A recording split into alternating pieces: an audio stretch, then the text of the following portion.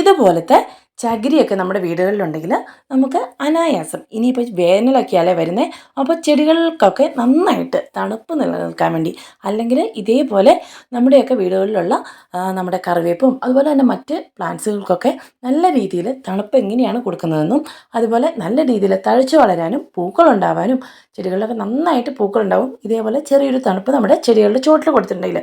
കാരണം വേനൽ വന്നു കഴിയുമ്പോൾ നന്നായിട്ട് ചൂട് കൂടിയിട്ട് നമ്മുടെ ചെടികളുടെ വേരുകൾക്കൊക്കെ ക്ഷത വെക്കും. അപ്പോൾ അങ്ങനെ വന്നിട്ടുണ്ടെങ്കിൽ നമുക്ക് പ്ലാന്റ്സ് ഒന്നും നന്നായിട്ട് വരില്ല. എന്നാൽ വേനൽക്കാലത്തും നമ്മുടെ കറിവേപ്പും അതുപോലെ മറ്റു ചെടികളൊക്കെ നല്ല രീതിയിൽ നിൽക്കാൻ പറ്റുന്ന നല്ലൊരു ടിപ്പാണ് പറഞ്ഞു തരുന്നത്. അപ്പോൾ വീഡിയോ ഇഷ്ടമാവുകയാണെങ്കിൽ നിങ്ങൾ എല്ലാവരും തന്നെ വീഡിയോ മുഴുവനായിട്ട് കാണണം. അതുപോലെ തന്നെ നിങ്ങളുടെ അഭിപ്രായങ്ങൾ എന്ത് തന്നെയാണെങ്കിലും അറിയിക്കാൻ മടി കാണിക്കരുത്. ഒപ്പം നിങ്ങളുടെ സംശയങ്ങൾക്കുള്ള മറുപടിയും അതുപോലെ നമ്മൾ ഇതുവരെയായിട്ടും ഫോളോ ചെയ്യാത്തവർ ഒന്ന് സപ്പോർട്ട് ചെയ്യണം കേട്ടോ. അപ്പോൾ ആദ്യമേ തന്നെ ഇതേപോലെ ഉണങ്ങി നിൽക്കുന്ന കറിവേപ്പൊക്കെ ഉണ്ടെങ്കിൽ അതിനൊന്ന് ട്രിം ചെയ്ത് കൊടുക്കണം കേട്ടോ. ഞാൻ സാധാരണ ഇങ്ങനെയാണ് ചെയ്യുന്നത്. അപ്പോൾ ഇനിയിപ്പോൾ നിങ്ങൾ എങ്ങനെയാണ് ചെയ്യുന്നതെന്ന് വെച്ചാൽ അതും കൂടി ഒന്ന് കമൻറ്റായിട്ട് പറയണേ. അപ്പോൾ അതിൻ്റെ ചുവട്ടിൽ കഴിഞ്ഞ പ്രാവശ്യം നമ്മൾ ചിരട്ടയൊക്കെ വെച്ചിട്ട് തടമെടുക്കുകയാണ് ചെയ്തത്. ഇപ്രാവശ്യം നമ്മൾ അതേപോലെ തന്നെ ചകിരി വെച്ചിട്ട് വേറൊരു ടിപ്പാണ് കൊടുക്കുന്നത്. അപ്പോൾ നമ്മൾ ഈ കട്ട് ചെയ്ത ഭാഗമില്ലേ അവിടെ വേണമെങ്കിൽ നിങ്ങൾക്ക് പച്ച മഞ്ഞളോ അല്ലെങ്കിൽ നമ്മുടെ മഞ്ഞൾപ്പൊടി ഒന്ന് ചെറുതായിട്ട് നനച്ചിട്ടോ അല്ലെങ്കിൽ ചാണകവും അതേപോലെ തന്നെ മണ്ണും കൂടെ ഇങ്ങനെ വെച്ച് ഇങ്ങനെ ആ മുറിച്ച ഭാഗത്ത് ഒന്ന് കൊടുക്കുകയാണെങ്കിൽ ഉണക്കം തട്ടില്ല എന്നാണ് പറയുന്നത് കേട്ടോ. അപ്പോൾ ഞാൻ അങ്ങനെ ചെയ്തിട്ട് നല്ല ഫലം ഉണ്ടായി. പിന്നെ നമ്മൾ എന്താ ചെയ്യേണ്ടതെന്ന് വെച്ചാൽ ഇതിൻ്റെ ചോടില്ലേ ഇപ്പോൾ ഈ കാണുന്ന രീതിയിൽ നന്നായിട്ട് എല്ലാം വകഞ്ഞു മാറ്റിയിട്ട് നന്നായിട്ട് ഒന്ന് കൊത്തിക്കളച്ച് കൊടുക്കണം. അപ്പോൾ കൊത്തിക്കളയ്ക്കുമ്പം ഇതിൻ്റെ വേരുകൾക്ക് ഒട്ടും ക്ഷതമൊന്നും ഏൽക്കരുത്. ആ ഒരു രീതിയിൽ കൊത്തി ഒന്നിങ്ങനെ ഇളക്കി മാറ്റിയതിന് ശേഷം നമ്മളതൊന്ന് വകഞ്ഞ് ഒരു തടം എടുക്കുന്ന പോലെ. ഇതിപ്പോൾ നമ്മൾ പച്ചക്കറികളുടെയൊക്കെ വേസ്റ്റ് ഇതേപോലെ നമ്മൾ ഒരു കമ്പോസ്റ്റ് പോലെ ആക്കുന്നതാണ് കേട്ടോ. അപ്പോൾ കമ്പോസ്റ്റിനകത്ത് ഇതേപോലെ പ്ലാസ്റ്റിക്കിൻ്റെ കണ്ടൻറ്റ് ഒന്നും ഉണ്ടാകാൻ പാടില്ല, പച്ചക്കറികളുടെ വേസ്റ്റ് മാത്രം കേട്ടോ. ഇത് നമ്മുടെ മാംഗോസ്റ്റിൻ്റെ പ്ലാന്റ് ആണ്. അപ്പോൾ അതിൻ്റെ ചുവട്ടിൽ നമ്മൾ പറമ്പിലായതുകൊണ്ട് അതിൻ്റെ ചുവട്ടിലൊന്ന് വെച്ച് കൊടുക്കണം. അപ്പോൾ ഇതിൻ്റെ ചുവടും ഇതേ രീതിയിൽ ഞാൻ തടവെടുത്ത് ഒരു തണുപ്പ് ഈ ഒരു ചെടിക്കൊക്കെ കൊടുക്കുന്നുണ്ട്. അപ്പോൾ പറമ്പിലോട്ട് ഇറങ്ങിയപ്പോൾ എല്ലാം കൂടി ഒരുമിച്ച് അങ്ങ് ചെയ്തേക്കാമെന്ന് വിചാരിച്ചേ.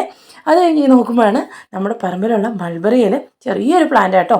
ഏതോ ഒരു പ്രാവശ്യം ഇതേപോലെ സൈഡിൽ കൊണ്ട് നട്ടതിരുന്നായിരുന്നേ. അപ്പോൾ അതിൻ്റെ അകത്താണെങ്കിൽ അത്യാവശ്യം നല്ല മൾബറി ഒക്കെ ഉണ്ടായിട്ടുണ്ട്. അപ്പോൾ അത് എന്തായാലും പക്ഷിയൊന്ന് കൊത്തുന്നതിന് മുമ്പേ നമുക്ക് കിട്ടിയിട്ടുണ്ട് കേട്ടോ. അപ്പോൾ അതുകൂടെ അങ്ങനെ കഴിക്കാൻ വേണ്ടി എടുത്തത് കേട്ടോ. ഇനിയിപ്പോൾ നമ്മുടെ ചകിരിയാണേ. അപ്പോൾ ഈ ചകിരി എടുത്തിട്ട് വേണം നമുക്ക് നമ്മുടെ കറിവേപ്പിന് ഒരു സപ്പോർട്ട് കൊടുക്കാൻ. അതെങ്ങനെയാണെന്നല്ലേ, അപ്പോൾ നമ്മൾ ഓൾറെഡി ഇതിൻ്റെ ചുവടൊക്കെ നന്നായിട്ട് തുറന്ന് നന്നായിട്ട് കൊത്തിക്കളച്ചിട്ടുണ്ടല്ലോ. അപ്പോൾ ഈ ഒരു ഭാഗത്ത്, അതായത് ആ തടവെടുത്തിരിക്കുന്ന ഭാഗത്ത് ഇതേപോലെ നല്ല രീതിയിൽ നമുക്ക് ഓരോ ചകിരിയായിട്ട് അതിൻ്റെ ഈ എന്താ പറയുക കൂമ്പ് വശം അങ്ങനെയാണ് പറയുന്നത്, എനിക്കറിയില്ല കറക്റ്റായിട്ട്. ഞാൻ ഇങ്ങനെയായിട്ട് വെച്ചിരിക്കുന്നത്. അപ്പം ഈ ഒരു രീതിയിൽ എല്ലാം ഇതിൻ്റെ ചുറ്റും സർക്കിളായിട്ട് നല്ല രീതിയിൽ ഒന്ന് ഇങ്ങനെ അടുക്കി വെക്കാം. ഇത് ഒരു ഒന്നാമത്തെ തട്ടായിട്ട് കേട്ടോ. ഇതിൻ്റെ മേലേക്ക് നമുക്ക് 2 തട്ട് വരെ വെക്കാമെന്ന് എനിക്ക് തോന്നുന്നത്. അത്യാവശ്യം ഒരു കുഴി ഉണ്ടാവും. അപ്പോൾ 1ഓ 2ഓ തട്ട് വെക്കാം. അതിൽ കൂടുതലായിട്ടുണ്ടെങ്കിൽ ചിലപ്പം നമുക്ക് എന്താ പറയുക സപ്പോർട്ട് കിട്ടത്തില്ല, കാരണം ഇതങ്ങ് മറിഞ്ഞു പോകും. ഇനിയിപ്പം ഒന്നും കൂടെ വെക്കണമെങ്കിൽ നിങ്ങൾ ഇതിൻ്റെ ഈ ഇപ്പുറത്തെ ഭാഗത്തിൽ ഞാൻ ആ കൈ പിടിച്ചിരിക്കുന്ന ഭാഗത്തില്ലേ, അപ്പോൾ ആ ഭാഗത്ത് കുറച്ച് മണ്ണും കൂടി ഇട്ടിട്ട് 3ആമത്തെ തട്ട് വേണമെങ്കിൽ വെക്കാവുന്നതാണ്. ഇല്ലെങ്കിൽ അടിയിൽ നിന്ന് അത് അടന്നു പോകാൻ സാധ്യതയുണ്ട്. ഇനി ഇതിൻ്റെ ചുവട്ടിലോട്ട് നമുക്ക് നന്നായിട്ട് ഞാൻ കോഴിക്കാഷ്ടവും കമ്പോസ്റ്റും കൂടെ മിക്സ് ചെയ്തുകൊണ്ടായിരുന്നു. അതാണ് ആദ്യമായിട്ട് നമ്മൾ ഇട്ട് കൊടുക്കുന്നത് കേട്ടോ. ഈ കോഴിക്കാഷ്ടത്തിന് പകരമായിട്ട് നിങ്ങൾക്ക് വേണമെങ്കിൽ ചാണകപ്പൊടിയോ അതുപോലെ തന്നെ കമ്പോസ്റ്റോ മിക്സ് ചെയ്ത് ഇട്ട് കൊടുക്കാവുന്നതാണ്. അപ്പം കാഷ്ടം ഇട്ട് കൊടുക്കുമ്പം അതിൻ്റെ ചൂട് നന്നായിട്ട് കളഞ്ഞതിനായിരിക്കണം ഇട്ട് കൊടുക്കേണ്ടത്. കാരണം എന്ന് വെച്ചിട്ടുണ്ടെങ്കിൽ വേനലാവുമ്പം നന്നായിട്ട് ഇത് ഓൾറെഡി മണ്ണിന് ചൂടുണ്ടാവും. അപ്പോൾ ഇതിൻ്റെ ഈ കോഴിക്കാഷ്ടത്തിൻ്റെ അല്ലെങ്കിൽ ആട്ടിൻകാഷ്ടമാണെങ്കിലും കുഴപ്പമില്ല, പക്ഷേ ചൂട് കളഞ്ഞിട്ടായിരിക്കണം നമ്മൾ ഇട്ട് കൊടുക്കേണ്ടത്.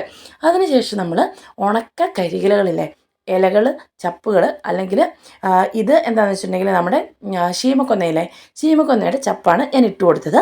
അതിൻ്റെ മുകളിൽ പച്ച ശീമക്കൊന്നയുടെ ഇലകളും കൂടെ ഇട്ട് നന്നായിട്ട് ശരിക്കും ഒരു തടം എടുത്ത് നല്ല രീതിയിൽ സെറ്റാക്കിയിട്ടതിന് ശേഷം നന്നായിട്ട് നനച്ചു കൊടുക്കണം. ഇനി ഈ ഒരു നനയിലെ എല്ലാ ദിവസവും നമ്മൾ വൈകുന്നേരം ഒന്ന് നനച്ചു കൊടുത്തേക്കാം കേട്ടോ.